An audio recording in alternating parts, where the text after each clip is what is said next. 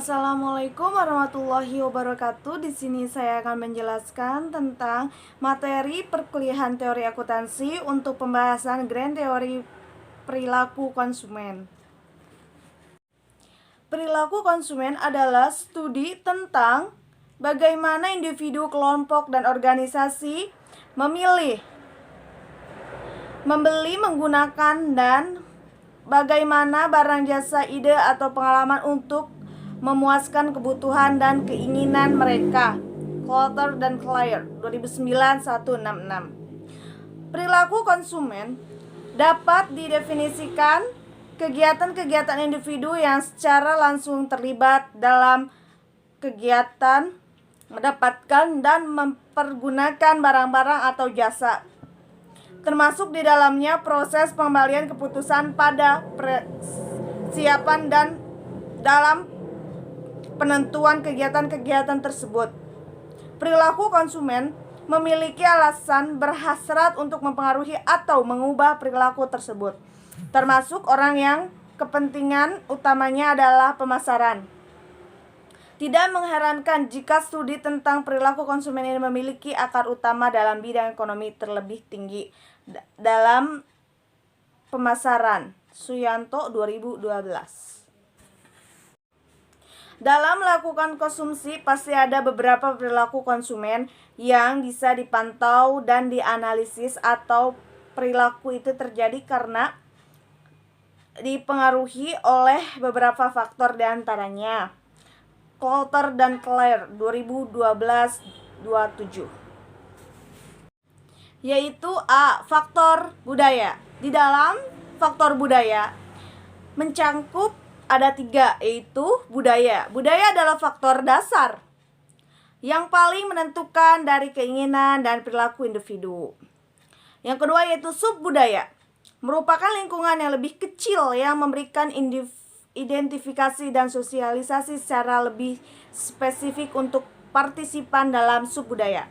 Lalu yang ketiga, kelas sosial, merupakan lingkungan yang memiliki tingkatan cenderung setara dan bertahan lama dalam suatu masyarakat yang saling berbagi nilai, minat, dan perilaku yang sama.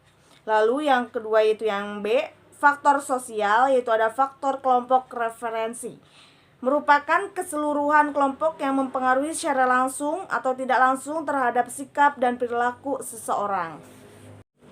Lalu yang kedua yaitu kelompok keluarga, merupakan lingkungan yang paling berperan penting dalam sebuah masyarakat serta mempresentasikan kelompok referensi yang utama dan paling berpengaruh dalam kehidupan pembeli.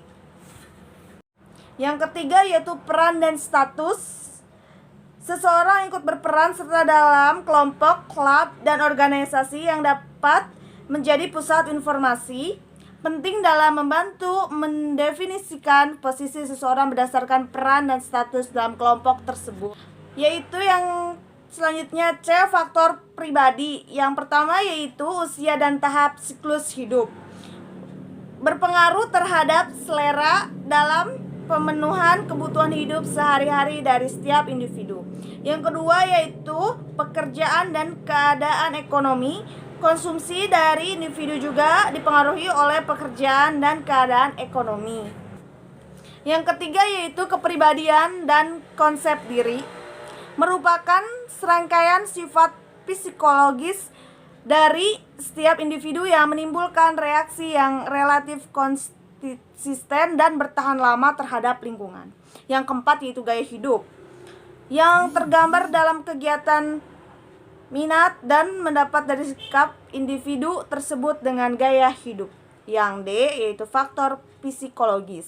Itu yang pertama yaitu ada faktor motivasi, mempunyai beberapa kebutuhan yang bersifat biogenetik yang timbul dari keadaan tekanan psikologi seperti rasa lapar, rasa haus, dan maupun rasa ketidaknyamanan.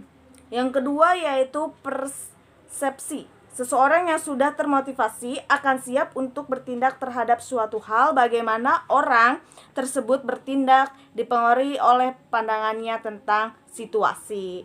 Yang ketiga yaitu pembelajaran, dapat memberikan perubahan dalam perilaku individu yang berasal dari pengalaman hidup. Yang keempat yaitu memori. Memori juga menjaga merupakan memori yang paling diterima dengan membentuk model asosiatif di mana dalam model tersebut seseorang menganggap pengetahuan tentang merek konsumen merupakan informasi dalam memori dengan berbagai asosiasi yang saling berhubungan.